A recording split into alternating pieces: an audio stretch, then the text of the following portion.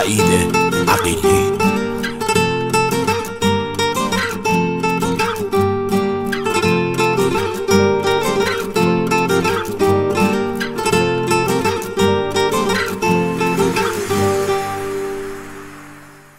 کنارم نشستی و دیوونه ای، بدون دلیل از خودت بی خودی. حواست نبود اسممو اشتباه تو گفتی و فهمیدم عاشق شدی. تو وقتی میدونی که عشق منی، نمیتونی قلب منو بشکنی. همه زندگیمو به تو بستم و نمیشه نگیری دیگه دستمو. حواست کجاست؟ من هنوز با تو هم.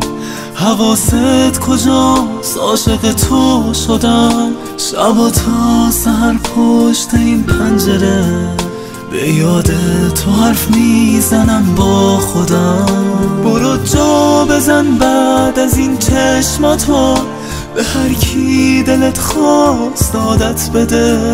فقط بعد من، بعد اون، بعد ما، دل هیچ کس رو بی هوا پس نده.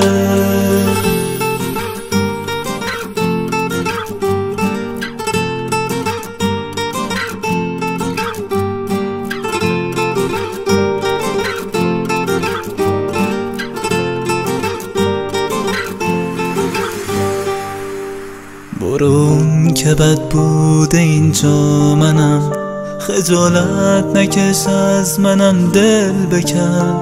به هیچکی نمیگم تو رفتی ازم، رو درواسی بسته برو جا بزن. حواست کجاست؟ من هنوز با تو هم. حواست کجاست؟ عاشق تو شدم. شب تا سحر پشت این پنجره به یاد تو حرف میزنم با خودم. برو جا بزن بعد از این چشماتو، به هر کی دلت خواست عادت بده. فقط بعد من، بعد اون، بعد ما، دل هیچ کس رو بی هوا پس نده.